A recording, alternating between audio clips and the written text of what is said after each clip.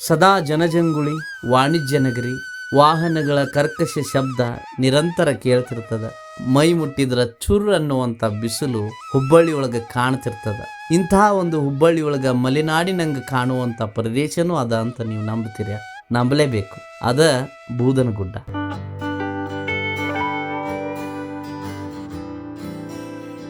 ಈ ಬೂದನಗುಡ್ಡವನ್ನ ದೇವರ ಕಾಡು ಅಂತನೂ ಕರೀತಾರ. ಸಾಲು ಸಾಲು ಗುಡ್ಡಗಳು, ಕಣ್ಣು ಹಾಯಿಸಿದಷ್ಟು ಬರೀ ಹಸಿರ ತುಂಬಿರ್ತದ. ಇದರ ಮಧ್ಯೆ ಹಕ್ಕಿಗಳ ಚಿಲಿಪಿಲಿ ಕೇಳಿ ಬರ್ತದ. ಅವಾಗವಾಗ ಕಣ್ಣಿಗೆ ಕಾಣುವಂಥ ನವಿಲು, ಪುಟ್ಟ ಪುಟ್ಟ ಮೊಲಗಳು, ಬೆಳಗಿನ ಜಾವಕ್ಕ ಗುಡ್ಡಗಳ ಮಧ್ಯದೊಳಗೆ ಹುಟ್ಟಿ ಬರುವಂತ ಸೂರ್ಯ, ತಣ್ಣಗ ಸೂಸುವಂತ ಗಾಳಿ, ಆಕಾಶ ಭೂಮಿ ಒಂದಾದಂಗ ಕಾಣಿಸುವಂತ ಚಂದದ ಅನುಭೂತಿ, ಇದನ್ನೆಲ್ಲ ನೋಡ್ಬೇಕು ಅಂದ್ರ ನೀವು ಬೂದನಗುಡ್ಡಕ್ಕೆ ಬರಲೇಬೇಕು.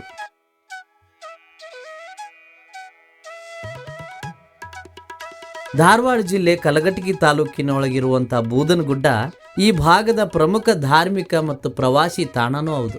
ಹುಬ್ಬಳ್ಳಿಯಿಂದ ಕೇವಲ 14 ಕಿಲೋಮೀಟರ್ ದೂರದೊಳಗದ. ಚಳಮಟ್ಟಿ ಕ್ರಾಸ್ನಿಂದ ಬಲಕ್ ತಿರುಗಿದ್ರ ಸಾಕು ದೊಡ್ಡ ಗುಡ್ಡ ಕಾಣಿಸ್ತದ. ಅದ ಬೂದನಗುಡ್ಡ.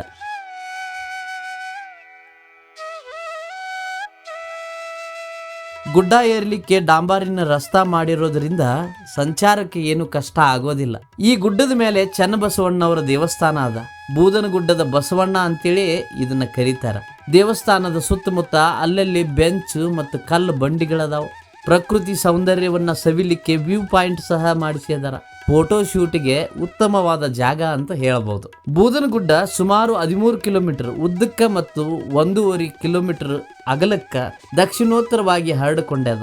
ಇದು ಸುತ್ತಲಿನ ಪ್ರದೇಶಕ್ಕಿಂತ 152 ಮೀಟರ್ನಷ್ಟು ಎತ್ತರವಾಗ್ಯದ. ಇನ್ನು ಇಲ್ಲಿರುವಂತಹ ಚನ್ನಬಸವಣ್ಣವರ ದೇವಸ್ಥಾನದ ಮುಂಭಾಗದೊಳಗ ಇಳಿಜಾರಿನಂತಿರುವಂಥ ಪ್ರದೇಶದೊಳಗ ಮಧುನಾಶಿನಿ, ಕೊಡಸಿಗ, ಅಮೃತಬಳ್ಳಿ, ಸಪ್ತಪರ್ಣಿ, ಹಾಲೆ, ಪುರುಷರತ್ನ, ಇಂಗಳದ ಮರ, ಕಾಸರಕ, ಅಂಕೋಲೆ ಮರ, ಶತವಾರಿ, ಕಾರೆಹಣ್ಣು, ಕವಳಿ ಹಣ್ಣಿನ ಗಿಡ, ಕಾಡು ಮಲ್ಲಿಗೆ ಸೇರಿದಂಗ ಅನೇಕ ಔಷಧೀಯ ಗಿಡಗಳು, ಸುಗಂಧ ಸಸ್ಯಗಳು ಗುಡ್ಡದ ತುಂಬೆಲ್ಲ ಹರಡಿಕೊಂಡವ. ಅದನ್ನ ನೋಡ್ಲಿಕ್ಕೆ 2 ಕಣ್ಣು ಸಾಲದು.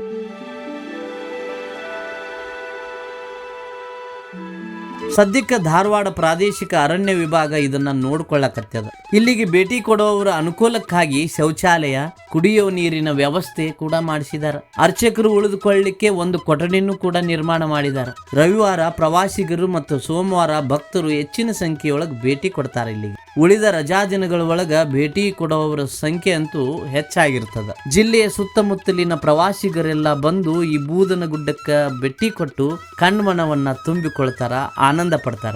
ಈ ಬೂದನಗುಡ್ಡದೊಳಗ ಚನ್ನಬಸವಣ್ಣವರ ದೇವಸ್ಥಾನ ಹ್ಯಾಂಗ್ ಬಂತು ಅಂತ ಒಂದಿಷ್ಟು ಹಿನ್ನೆಲೆಯನ್ನ ನೋಡಿದ್ರ 12ನೇ ಶತಮಾನದೊಳಗ ಬಸವಣ್ಣನವರ ಅಳಿಯ ಚನ್ನಬಸವಣ್ಣನವರು ಉತ್ತರ ಕನ್ನಡ ಜಿಲ್ಲೆಯ ಉಳುವಿ ಕಡೆಗೆ ಹೊಂಟಂತ ಸಂದರ್ಭದಾಗ, ಅಂದ್ರ ಕಲ್ಯಾಣದಿಂದ ಉಳುವಿ ಕಡೆಗೆ ಹೊಂಟಾಗ ತಮ್ಮ ಜೊತೆಗಿದ್ದ ಹಲವಾರು ಶರಣರೊಂದಿಗೆ ಇಲ್ಲಿನ ನೈಸರ್ಗಿಕ ಚಿಕ್ಕ ಚಿಕ್ಕ ಗುಹೆಗಳ ಒಳಗ ವಾಸ ಇದ್ರಂತ. ನಂತರ ಸಿದ್ಧಾರೂಢರು ಕೂಡ ಶಿಷ್ಯರ ಜೊತೆಗೆ ಇಲ್ಲಿಗೆ ಬಂದು ಭೇಟಿ ಕೊಡ್ತಿದ್ರು ಅಂತ ಹೇಳ್ತಾರ.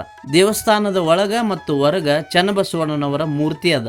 2 ವರ್ಷದಿಂದ ಪ್ರತಿ ಅಮಾವಾಸ್ಯಕ್ಕೆ ಒಮ್ಮೆ ಪ್ರಸಾದದ ವ್ಯವಸ್ಥೆನೂ ಮಾಡ್ಲಾಗ್ತದೆ. ಇಲ್ಲಿ ವಾಣಿಜ್ಯ ನಗರಿ ಅಂತ ಹುಬ್ಬಳ್ಳಿ ನಗರದ ಆಸುಪಾಸಿನೊಳಗ ಅಂದ್ರ ಹೊರವಲಯದೊಳಗ ಇಂಥ ಒಂದು ಸ್ವರ್ಗದಂಗ ಇರುವಂತ ಬೂದನಗುಡ್ಡ ಇರೋದು ವಿಶೇಷ ಅಂತ ಹೇಳ್ಬೋದು.